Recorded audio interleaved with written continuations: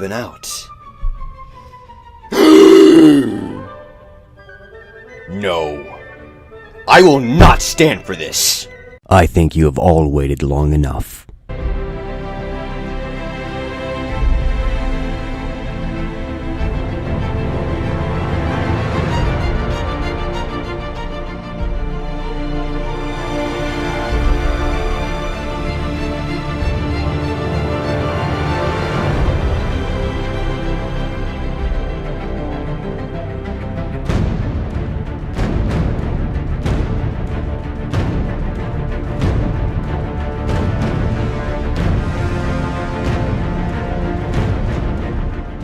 Alright, so I know I've been gone for quite a while, but don't think for a second that I've lost my edge.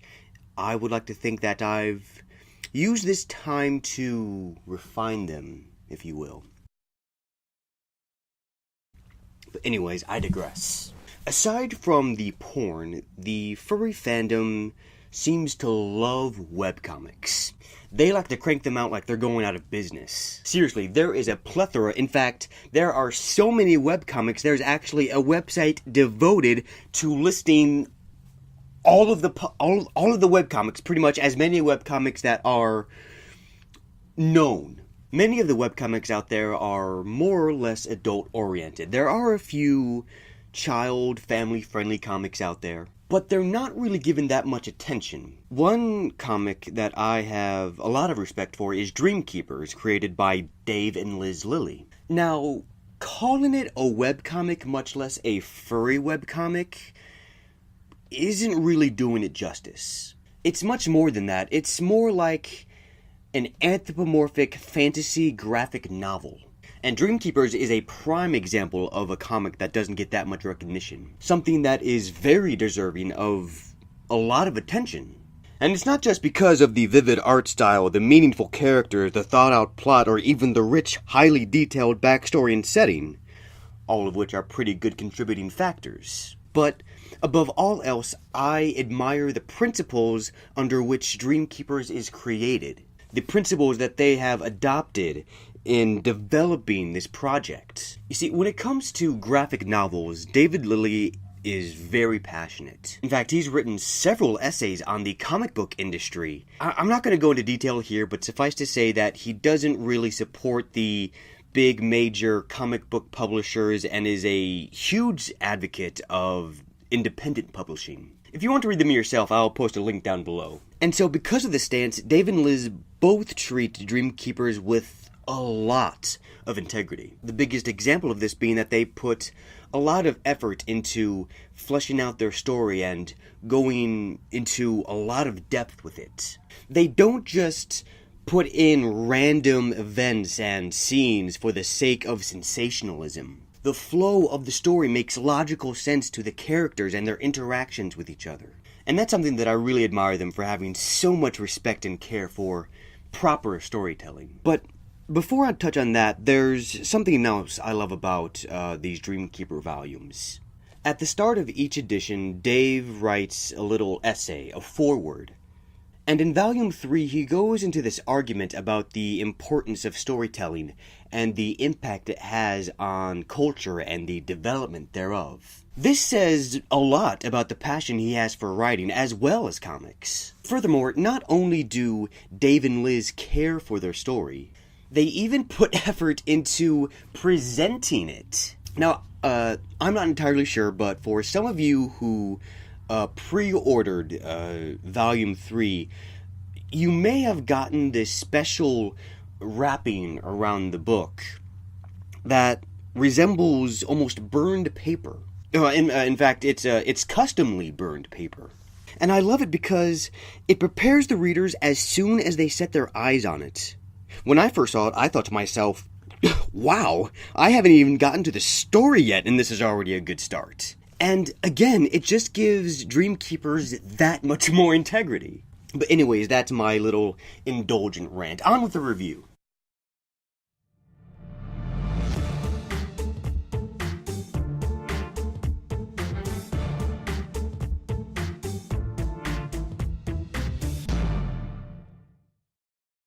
Previously on Lost. For those of you that regularly follow drama series like Lost, The Walking Dead, Breaking Bad, and so on, you'll know that at the beginning of each episode, they'll typically do a recap of the previous episode, going over important events that have happened, or even going over earlier episodes to highlight certain events that the viewer should keep in mind as they watch this new episode. This is done for a number of reasons. Sometimes a viewer missed an episode, or more likely they just forgot what happened.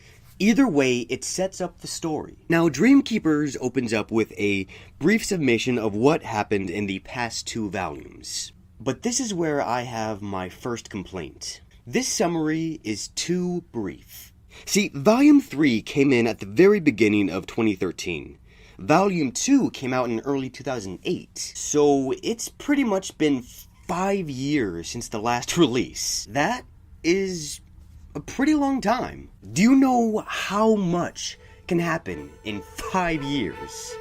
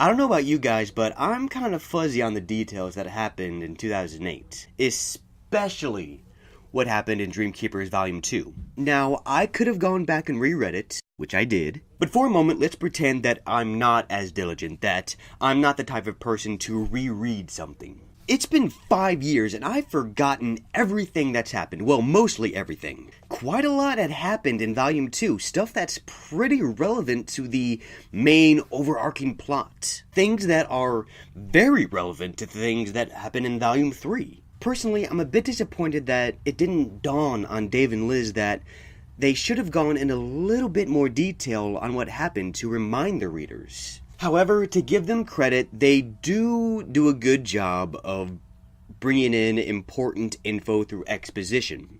But I think it would have been nice had this information already been in our minds before we actually started reading this story. A more detailed recap would have been nice, but that's just me.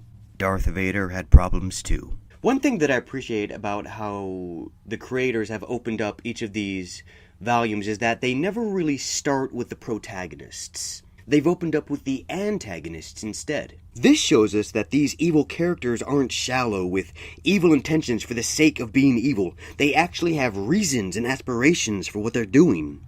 It gives the whole conflict and story that much more weight.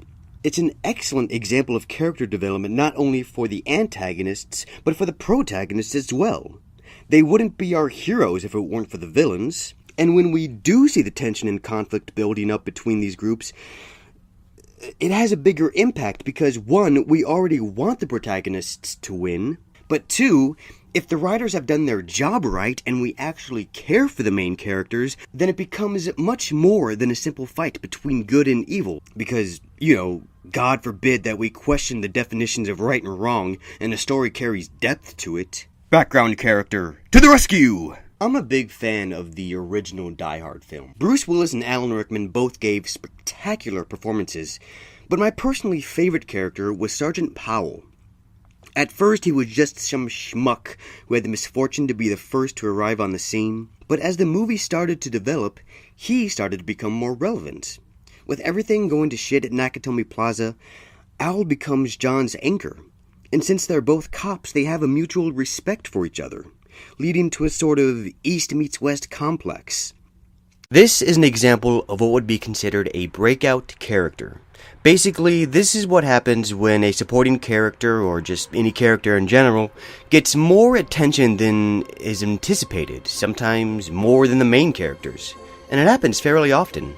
Here are some examples. Geico, Geico, Geico, Progressive, Allstate, Esurance, Old Spice, Lion King, Madagascar, Shrek, Star Wars, Star Trek, Star Trek, Star Trek, Ghostbusters, Pirates of the Caribbean, Happy Days, Lost, Scrubs, Heroes, How I Met Your Mother, Big Bang Theory, 30 Rock, My Little Pony, South Park, Invader Zim, Avatar The Last Airbender, Mass Effect, Slender Man, Kevin Bacon, and Mr. Plinkett.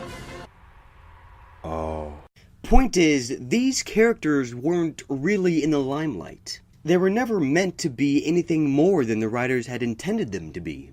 Now, for those that follow the Lily's other comic, Prelude, you'll know that Lilith and Nama are typically followed around by these three guards who I personally refer to as the Three Stooges. Sure, they're palace guards, but they've been assigned the task of guarding two girls, which, let's face it, isn't really that great a job, and they're not that great at it to begin with. In Prelude, these guards more or less were the comic relief, cannon fodder for all the shenanigans Nama would get up to.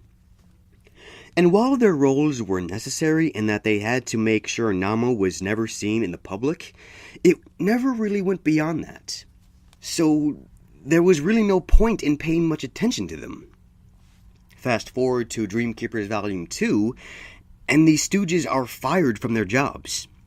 And instead of just making them throwaway characters, never to be seen or heard of again, in Volume 3 they get their own subplot. And guys, it is one of the coolest things. I love the fact that Dave and Liz uses these ex-guards as a way to explore why we should be supporting these good Dreamkeepers, this group of supposed good guys, and why we should be cheering for them.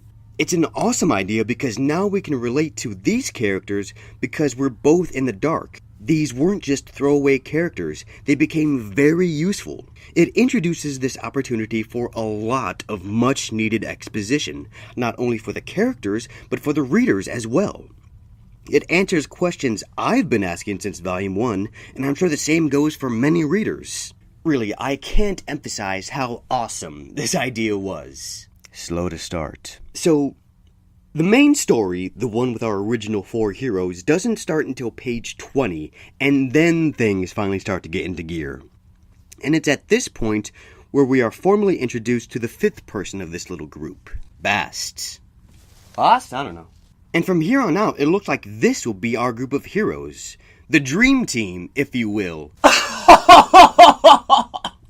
Now, a couple things about Bast. This is another character that I wasn't really expecting to play a bigger role. I thought he was just going to be there to play for some romantic attention from Mace. But nope, he actually plays a pretty big role as far as the plot for Volume 3 goes. Which brings me to my next point. The basic outline of events is pretty simple. In fact, I'd even go so far as to say it's similar to the old Scooby-Doo series. Alright gang, we have a mystery to solve. Let's split up and search for clues. Only it doesn't end up nearly as successful for our dream team.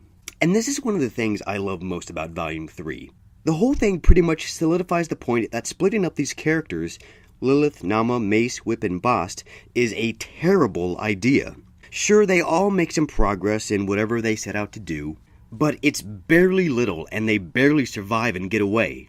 Well, except for Nama, but that's more of a character development thing. Also, just let me take this moment to say that I thought it was very interesting how Mace, Bast, and Lilith got into these life-threatening situations, and these scenes are all exciting and fast-paced, and you think Nama would be the one to get into the most trouble like that, but nope. I love the irony there. Oh look, another segment. That isn't to say that Nama's scenes are the most boring, not at all. I'm not even trying to suggest that one set of scenes is more exciting than the other. Again, Dave and Liz Lilly put a lot of effort and care into Dreamkeepers. They take it very seriously, so whatever happens in the story holds deliberate meaning and weight. In Nama's scenes, for example, it drives home the fact that she isn't really the best when it comes to plans. She acts impulsively and doesn't really think things through. And to go back to the idea of the bad decision to split up, it emphasizes how truly lost Nama would be without her sister Lilith. One more thing. I thoroughly enjoyed Bast's scenes and his little adventure. This is a character that for the first 2 issues, we didn't know anything about him. But this time, we get to learn a lot about him. And what I love most is that it's not told through exposition. Most of it is conveyed through simple images. It explains why he's such a jerk and where he comes from, and just gives him depth about who he is. You know, I don't think it's Bast. I think it's pronounced Bast. Who the hell are you? What, you don't recognize me? Leon. Headphones guy. Party hard. No?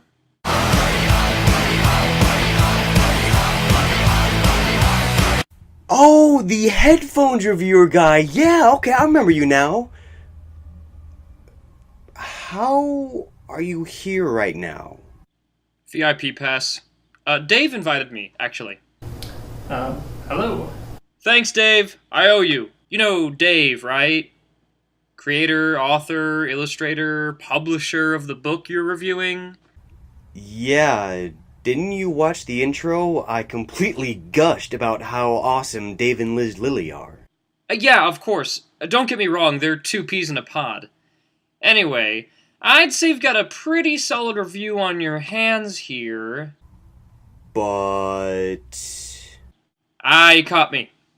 But I just had a few things on my mind that you glanced over a little bit. Oh yeah? And what did I miss, oh master of reviews? Master of reviews. You hear that, Dave? No. Total disagreement.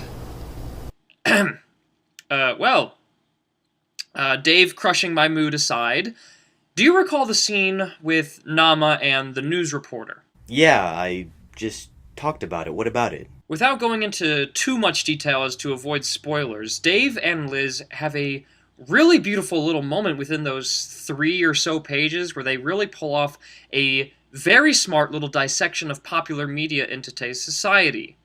I feel like it's a moment that could easily be overlooked, but struck me as someone who understands that business. It not only shows that Dave and Liz have an intimate understanding of the gears and cogs behind popularized television, but that also they are interested in engaging the reader into critical thinking on topics such as media, politics, and fame and status. That's right. I can't believe I forgot. I remember thinking that when I first read it, but I forgot to bring it up. No, thank you, Leon, for bringing that up. That's a very good point, actually. And I love that Nama represents the common viewer. Whenever something screwed up happens involving the news, we usually turn to a familiar face, namely the news reporter or the anchor. So of course Nama would be the type to immediately jump to Mr. Bohr.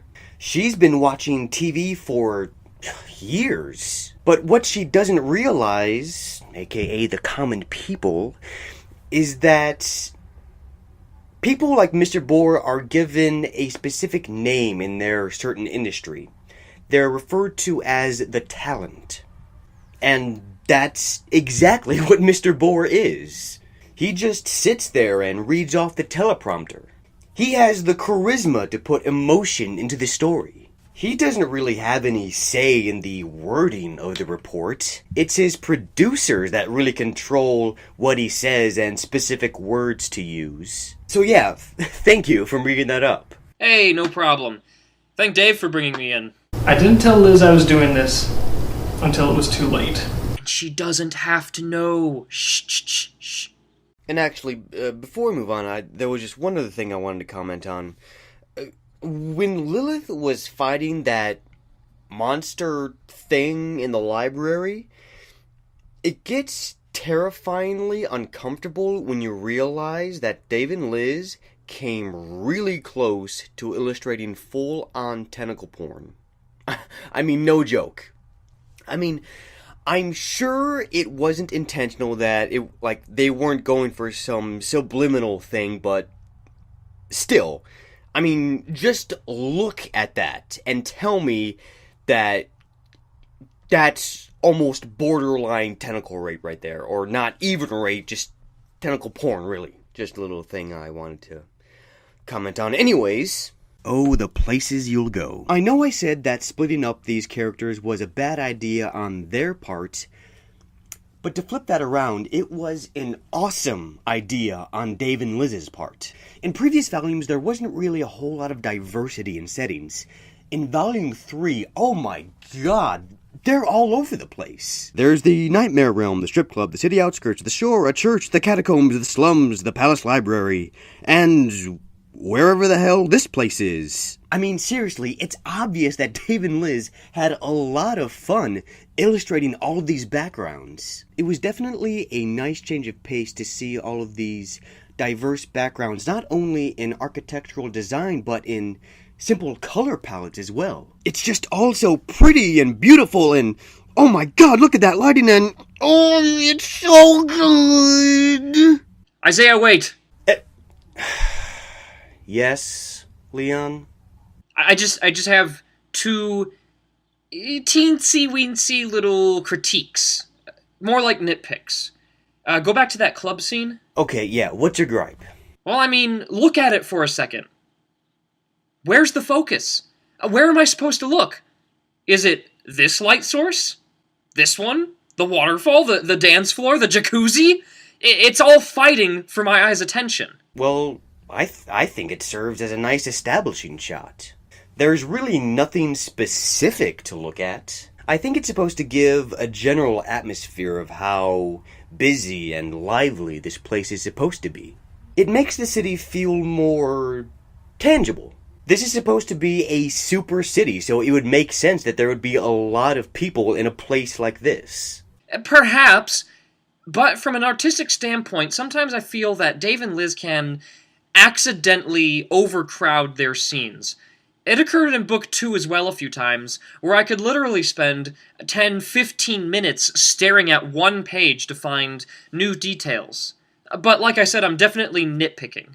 Well, while I do respect your opinion, and I admit you bring up a good point, I would have to disagree. This is a megacity, so it wouldn't make sense not to have all of this going on in one panel. I think they're completely justified. I mean, just take a look at this page. Yes, I get that it makes complete sense from a realistic pedestrian standpoint, but I'm speaking strictly from a directional compositional standpoint. Also, there's nothing wrong with this scene, because my fiancé and I are the artistic center of focus. Okay, 1, the artistic center of focus? That's completely subjective.